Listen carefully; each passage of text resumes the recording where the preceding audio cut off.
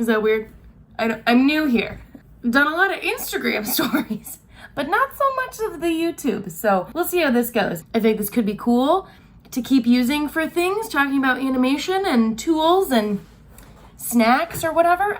If you don't love it, we'll pretend this never happened.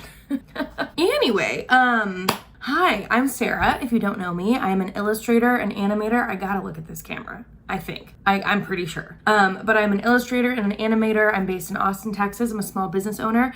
And I want to talk to you today about my good news calendar, which is my pride and joy, and I'm thrilled. But yeah, I just thought I could kind of walk you through the process of creating the calendar and all of the steps and everything that goes into it. So I'm just gonna kind of talk through it, and then I'll cut in videos of the process and you can see for yourself. But anyway, if you've heard me talk about this product at all, you've heard this spiel before, but I always say if you don't buy anything else I make, just buy this calendar. I believe in it with my whole heart. It has, you'll see everything that goes into it, but there is just so much love that goes into this calendar. It's crazy, and effort and time and art.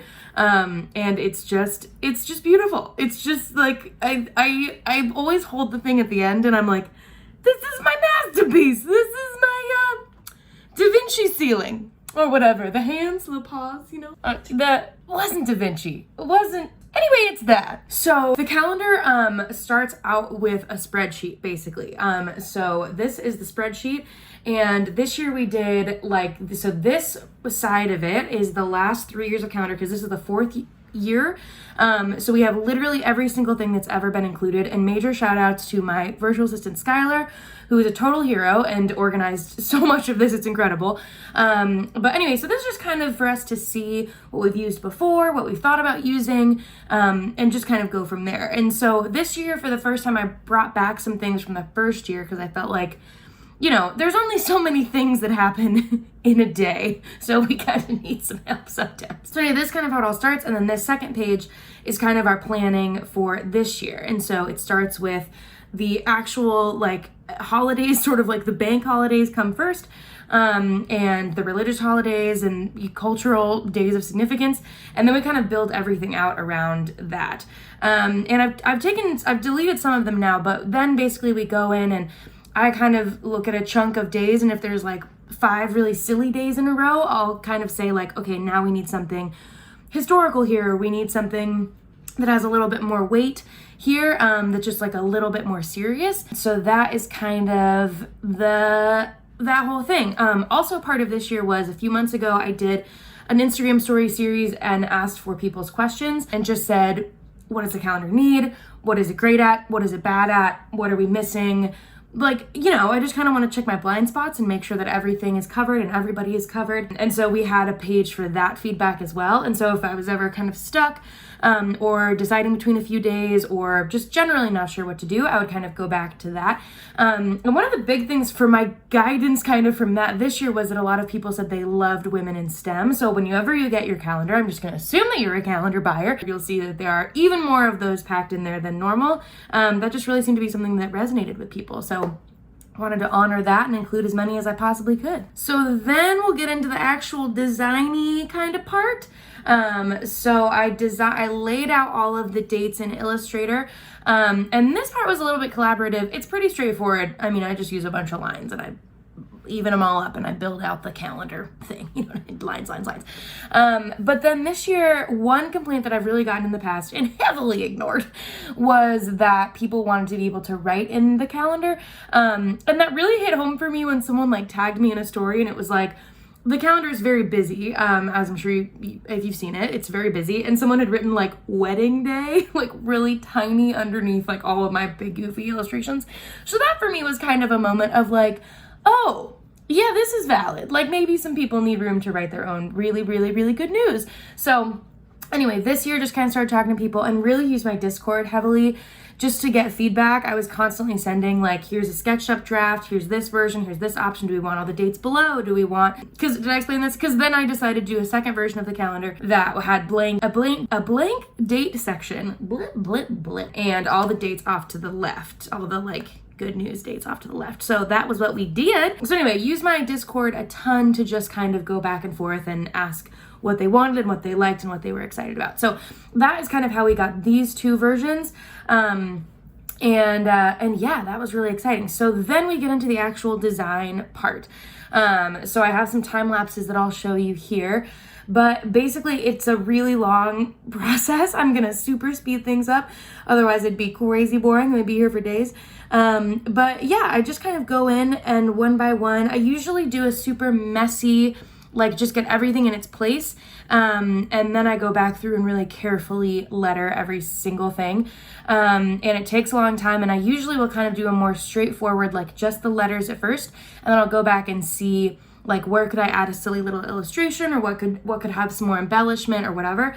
And then at this point too, usually I kind of look around and say like, okay, where is there kind of an empty spot? I don't really like having 3 days in a row. Sometimes I like to have 1 or 2 days where there's nothing, just sort of for the visual balance of the calendar. I don't know if that's super important to other people, but just for me, I kind of like to have, you know, most of the days, 80% of the days probably are going to be busy. And then every now and then there's just kind of a little bit of an empty space. And I don't know, maybe in future years that'll be totally full. Tell me in the comments. That's a YouTube-y thing to say, right? Tell me in the comments. So anyway, that's kind of how that section goes. And then as far as the top illustration, so if you haven't seen the calendar before, the bottom section is all the dates. We've got these 2 versions this year, and then the top section is one big illustrated story from the previous year. So for the 2022 calendar, it's 2021 illustrations, yada, yada, yada. So that is what we work on next. So my wonderful assistant, Schuyler, put together a Google Doc of a bunch of ideas. So some of those I just kind of cherry pick the ones that I like. Other ones I'll ask friends, or I'll put them in the Discord and get people to vote. Sometimes I'll put things on my Instagram stories and say like, do you want this date or this date? But there are some people that really, really don't want to see the calendar, the illustrations, the days, anything until they flip the calendar for the month. So I try to be respectful of that and not really share too much on Instagram. Sometimes it's just like easy engagement if I'm like this or that, you know? But I try not to let them be too meaningful. And I think especially the big monthly illustrations, like that's kind of a bigger reveal, and I'm very protective about not sharing those on Instagram for those people. So anyway, the Discord was super helpful with that this year. I would just say like, okay, out of these 4, what speaks to you? Or do that to friends or family or whoever else. So that's always really helpful because, you know, there are going to be stories that I get excited about. And that was something that I learned the first year that I did it. I made a huge Google Doc and shared it with a ton of my friends. And I just said, you know, vote on the ones that really speak to you. And it was really interesting to see, like, it wasn't always the ones that I was excited about or that I thought were slam dunks. So anyway, always good, I think, to like check in with people and make sure that they're liking things. But yeah, and so then I move it all into Illustrator for final alignment and exporting and all that boring PDF stuff. Send it over to my printer. My printer gets it to my warehouse packs and ships. So the first year I made the calendar, it was all in-house shipping and fulfillment. And now, luckily, the business has grown to the point where I'm not the one doing that. And there's a team of guys and gals that do a much better job than I ever did. So that is very exciting, and I'm very grateful to have that system in place. So anyway, that is kind of an overview of just how the calendar gets made. It takes months and months. We probably start in earnest like in April. I start doing the artwork, but research really is months and months. So anyway, that's kind of the process. I'm also interested in just if you like this format, if you like kind of a longer talking head type vibe.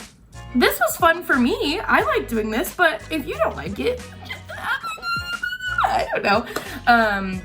So yeah, if you like this kind of thing, let me know, and I would love to incorporate this more if it's something that we want. Because sometimes I do get questions where it's kind of like, it's hard to sum up that whole answer in a Instagram story or even a series of stories. So this could be a cooler, longer form kind of thing.